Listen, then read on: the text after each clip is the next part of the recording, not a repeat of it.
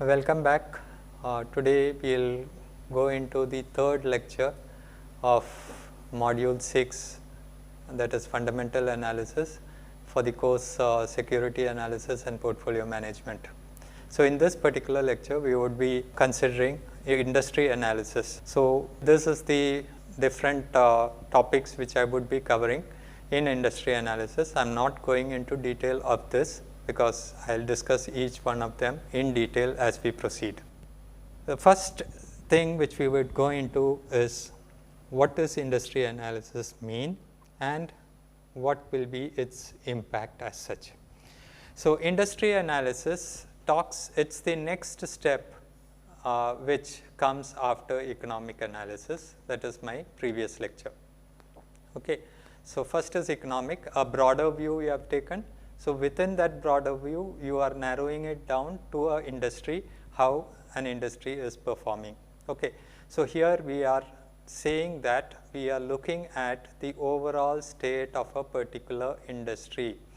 Okay.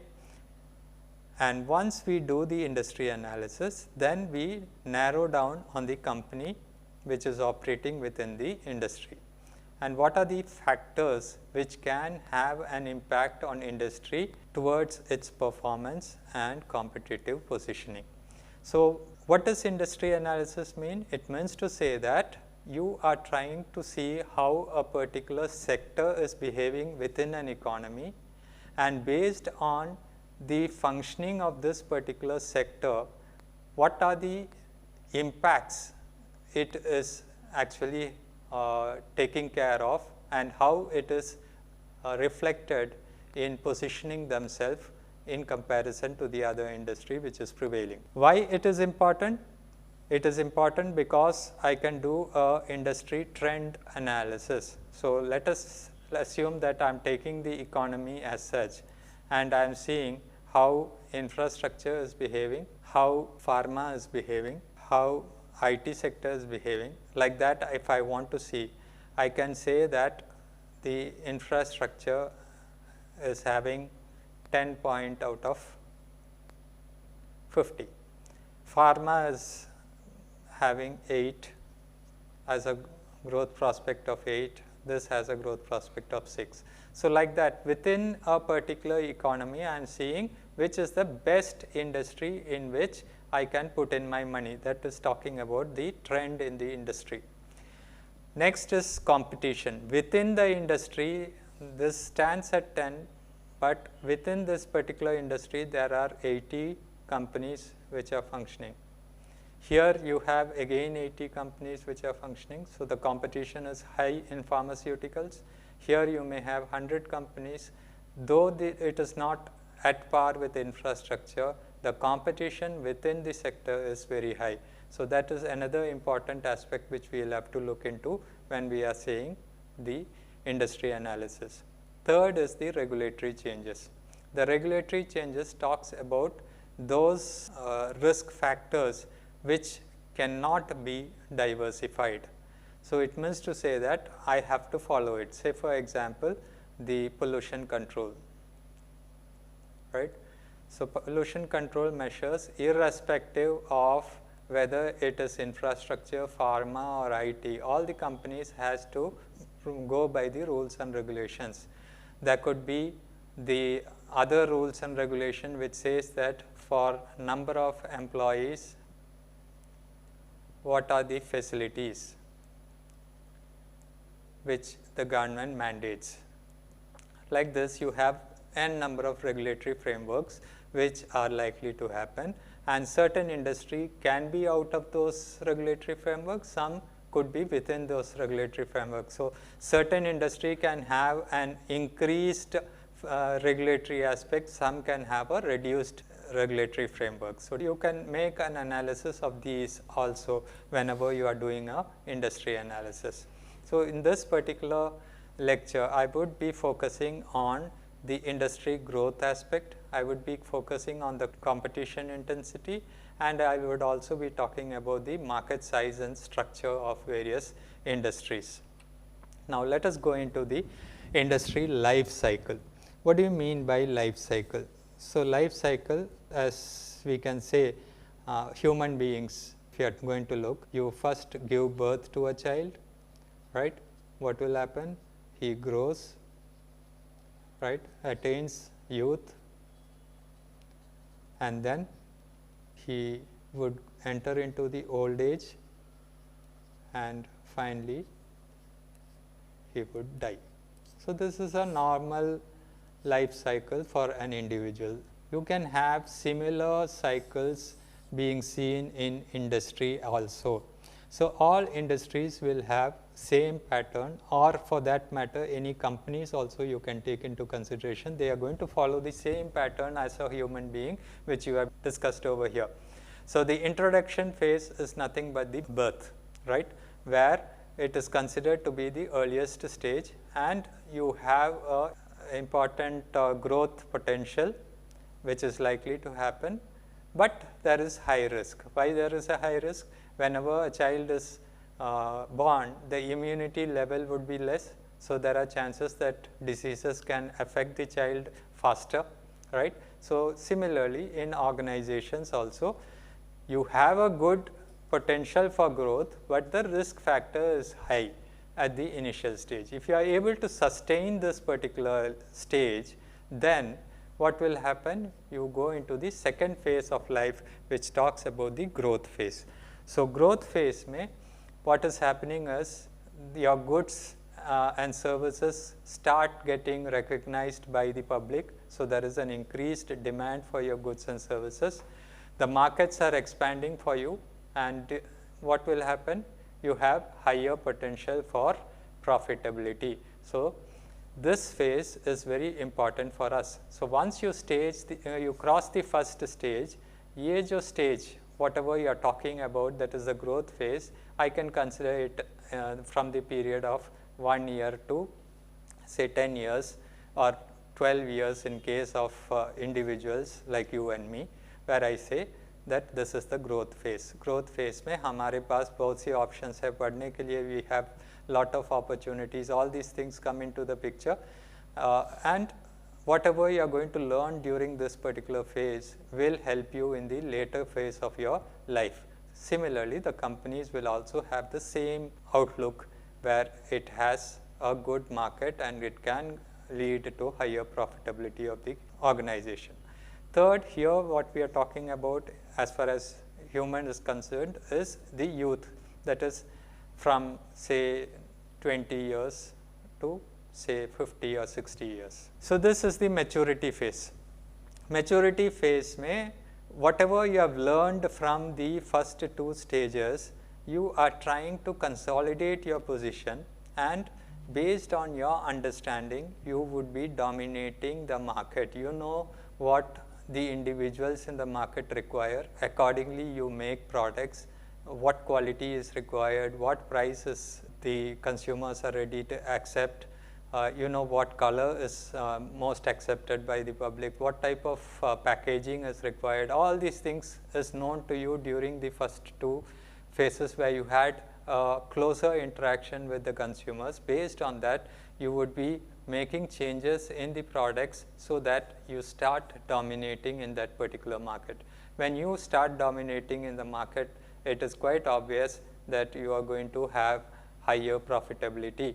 So, your 20 to 60 years, if you have done a very good education in a stage of up to 20 years, what will happen? You get a very good job, and you are likely to have lot of investments, and all your earnings and investments put together will talk about the wealth what you have earned.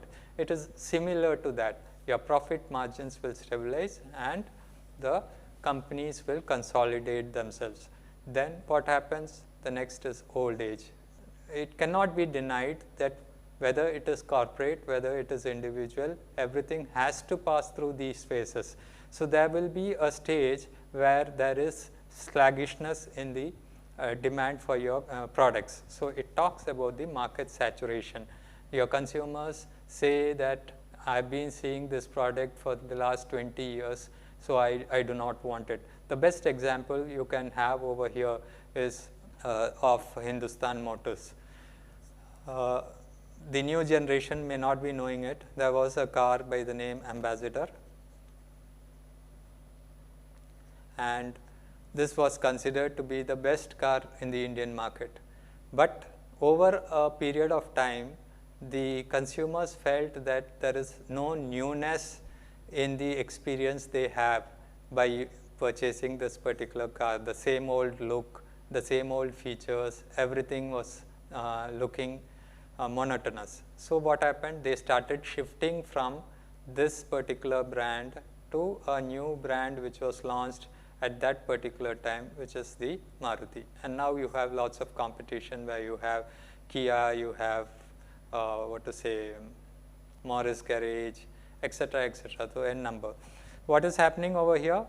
There was a decline in the Hindustan Motors because of market saturation and the technological advancement. Technological advancement, if you look at from Maruti up to Kia or Morris Garage or anything of that sort, you will find there is a 360-degree view of your vehicle.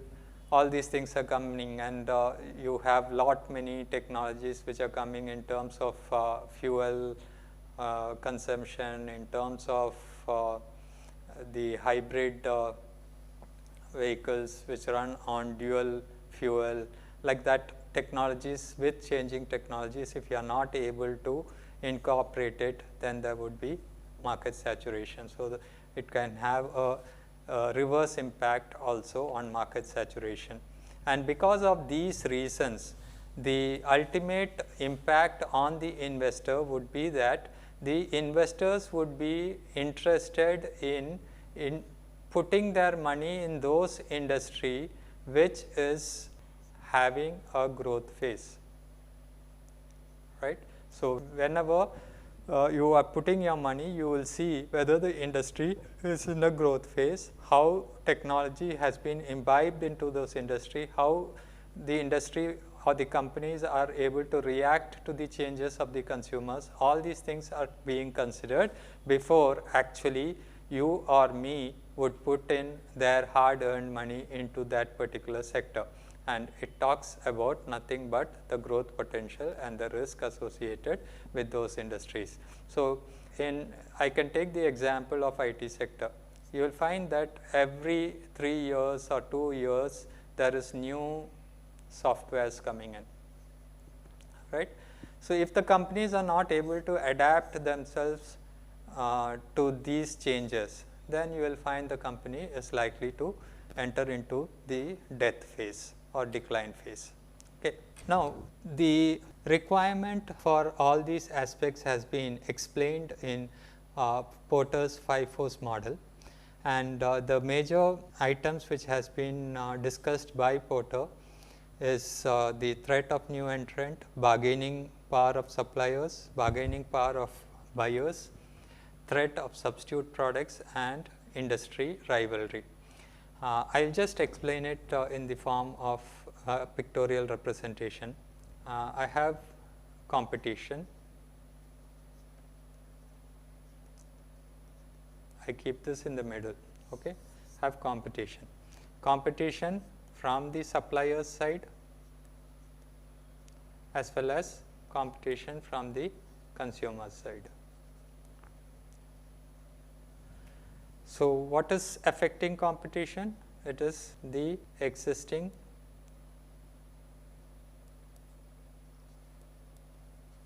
companies or new entrants which is producing homogeneous product, and the other competition is coming from the technology factor.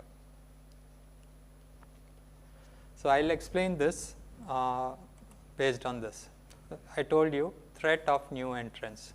Threat of new entrants is nothing but which is coming up over here, which says how the competition would be involved when new persons enter into a similar products or homogeneous product which is already existing in the market. So when they enter into the market, competition will increase. So when will the competition increase? It is because the products are accepted by the public. and by means of more companies coming in, there would be an increase in capital requirement, and there could be certain issues which is related with the regulatory aspect also. Okay. So, new entrants, the high barriers to entry is because of the regulatory aspects as well as the capital requirement, which will help the established companies. The second is the bargaining power of suppliers. So, whenever there is a market, you have the supplier side and you have the consumer side. So, suppliers will demand a higher price, and it can also have an impact on the quality of the product. If you look at this particular thing, competition is influenced by the suppliers side as such. So, suppliers, whenever they are able to supply good things to these companies at a competitive price, then what will happen? The profitability of the company will be high if the consumers are ready to accept it. Okay. When you reduce the quality because of change in the supply side, automatically the consumers may not accept those products and your profitability can reduce. So, it can happen both ways. So, this can have a direct relation to the new entrants as well. Okay. So, that is another thing you should understand. The third is the bargaining power of buyers. So, bargaining power, as the name suggests, it is price dependent. So, whenever the prices are low, what will happen? The quantity of goods purchased would go up, and when the quantity goes up, the profitability will increase. Whenever there is an increase in price, what will happen? The number of quantity is likely to decrease, and automatically it can have the impact on the profitability of the companies. So, this can have a relation with this as such. Okay. So, understand that everything is dependent on the product available and the competition which is prevailing. So, I have let us assume that I am talking about a mixer grinder, okay, mixer grinder, and I have many companies which are part of this mixer grinder sector. You have Prestige, you have Pigeon, you have V-Guard, you have Panasonic. So, like this I have many companies which are part of this particular thing. So, competition is among these companies which are there, right. And how do they manage the competition? They are managing the competition by providing a lower price with a better quality. So, this will be dependent on the suppliers. So, if the suppliers are able to provide you quality goods at a reduced price, you will be able to give a good product to the consumer at a lower price. Okay. And this can have an impact on the profitability. So, that is how these companies are working in this competitive environment. Next is threat of substitute product. So, here what is happening is you already have some product over here which is considered to be homogeneous product. There are certain product which can act as a substitute because of change in the technology or anything of that sort. So, what will happen? I can purchase a mixer grinder and I can use it also as a I bring in the feature of a fryer. Okay. So, what is happening now? Additional feature is being given by this particular company in the mixer grinder, where it says that if suppose you want to grind say chilies, you first put it in the machine, it will heat it or use the fryer to make it into such a situation where you get the thing in fine powder, which feature is not available in other companies. So, I can consider this as a substitute for an air fryer. So, what will happen? Those companies which were earlier dealing with air fryer may not be getting their business because of this change which is brought about by one of the companies. Okay, so you have to find what is the alternative thing which is likely to happen in your product, which can have an impact on the profit of the existing industry. Next is rivalry within the industry. So if you look at any of these industries, you find that there is heavy competition in terms of price, there is heavy competition in terms of the innovation or newness which is brought about in the product. There is heavy competition because which is leading towards the reduced profitability of the organization. So these are some of the important aspects as per the Porter's 5 force model. When we talk about industry analysis, market structure and competition has a very important role to play. You can have competition of various nature, which is explained over here. You can have a perfect competition. Perfect competition means here the functioning firms would be smaller in size and the products would be homogeneous in nature. Okay? And they are considered to be price takers because they cannot have say in the market. Okay. So they are ready to give the product to the consumers at a price at which it can be accepted by the consumers. So that is considered to be a perfect market. So the size of the organization would be small, products would be homogeneous, and the prices are determined by the consumers rather than the firms. Next type of market is monopolistic competition.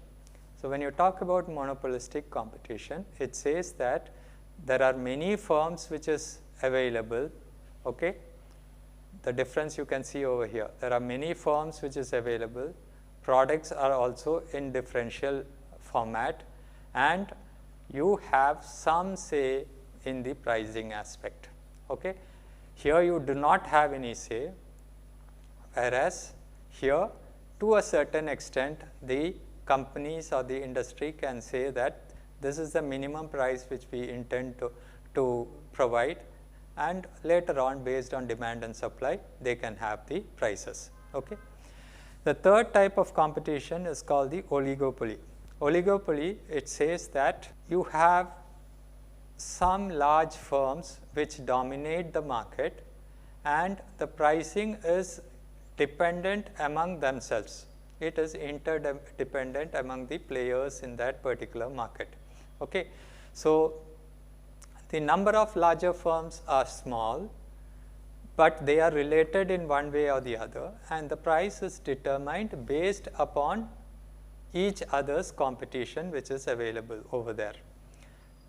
The next is monopoly. Monopoly, you say that there is only one firm which is going to provide you this particular product, and when there is only one firm which is going to provide you that product, the price is also determined by this firm. So there is a total control over the price, and that is why in a good economy it says that the competition should be high.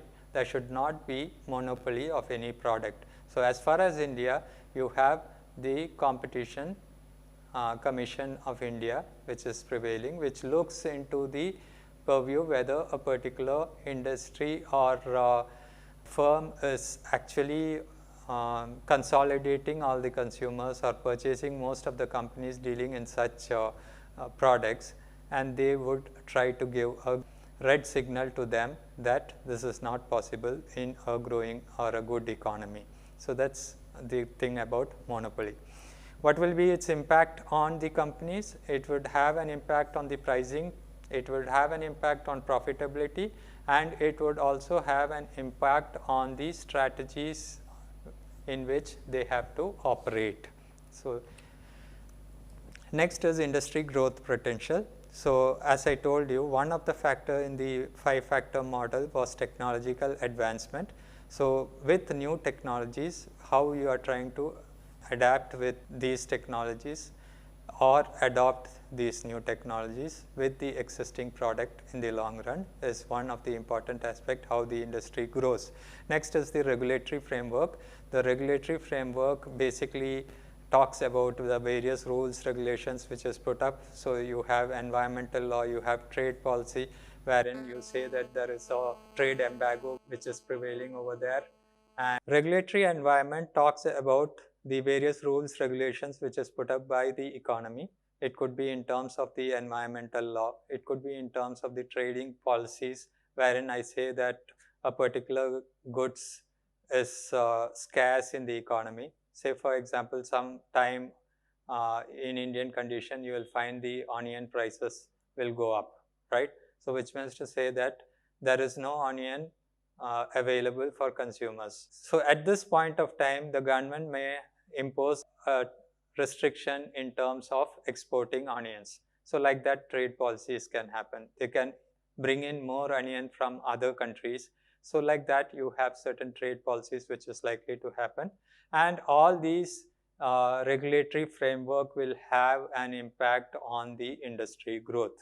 Okay. And next is the consumer demand. So if suppose the competition is good and products are as per the requirement of the consumers and what the demographics demand, then you can have a good demand and you can have a good profitability for the organization. I'll just try to say what demographics mean. Let us take Japan into consideration. You will find the population to be very aged, that is more than 60 years and more than 80 years are very high in this particular country. So there is no point in giving them new technology in terms of cars or anything of that sort, or in terms of mobiles. Might be they are not able to accept new technologies over there. So based on the consumer preferences, the industry or the companies will have to identify what products has to be launched in which particular market, depending on the demographics where it is going to launch the product. Okay, and this will help the companies to have a good growth potential and increase the returns both in profitability as well as other aspects of the company. One important aspect which is also going to have an impact on technology is the technology disruption. What do you mean by disruption of technology? This is most prevalent in IT sector, where new technology will come and the old technology will become redundant. Okay, so you have a mobile Apple phone, okay, and it has an operating system, and this operating system says it is iOS 16. Now when iOS 17 comes, automatically the 16 becomes obsolete. So whoever has this phone which cannot be upgraded to 17 version, it becomes obsolete. So this is an example of technology disruption. So whenever the new technology comes, the old business model will not work, and if you are not able to adopt and adapt these technology, then this particular industry is likely to die.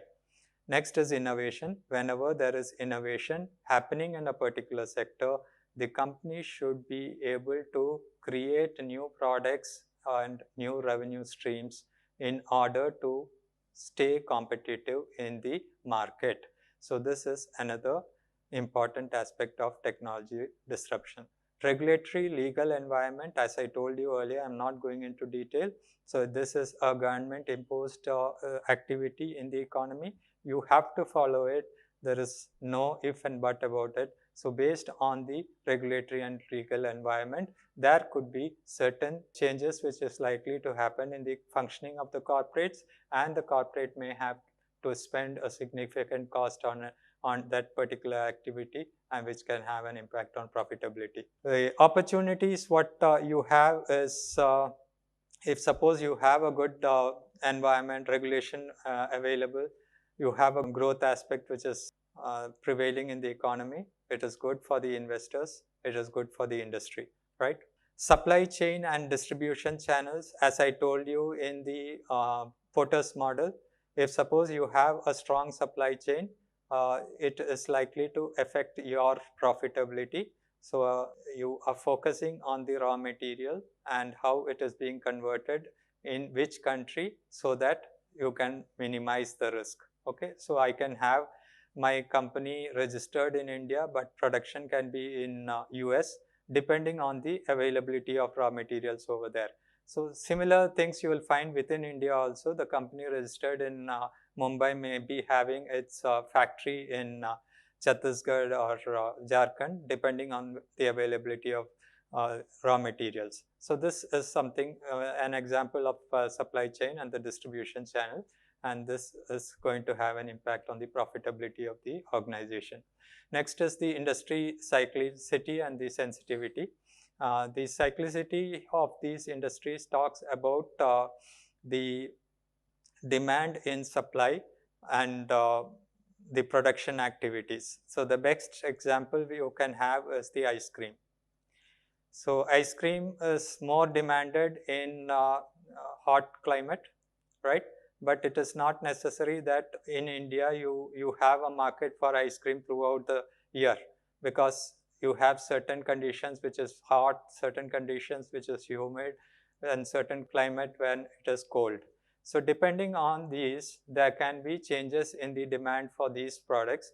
How the companies or industries are able to manage their production based on the seasonal fluctuations is something which is talked about in the cyclicity. So it talks about the recession and boom within a particular industry, if suppose it is cyclic. And non-cyclic industries are those which is not having impact of any of these, something like healthcare.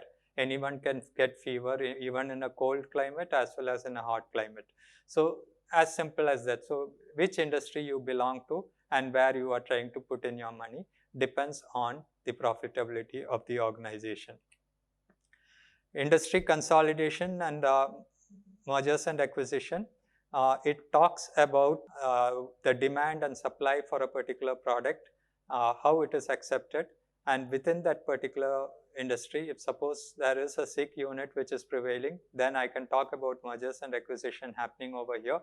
As far as Indian conditions are concerned, I can take the example of banks, where you might have seen that there are lots of banks which have gone into the process of mergers and acquisition. It is because you have to follow the Basel norms, and based on Basel norms, I have to have certain capital amount with me, which is called the capital adequacy ratio, right? So in order to bring about this capital adequacy ratio, they go in for mergers and acquisition. Or if suppose you are not functioning in a proper manner, it could be taken up by companies which are good in it. Okay. And next is talking about competition.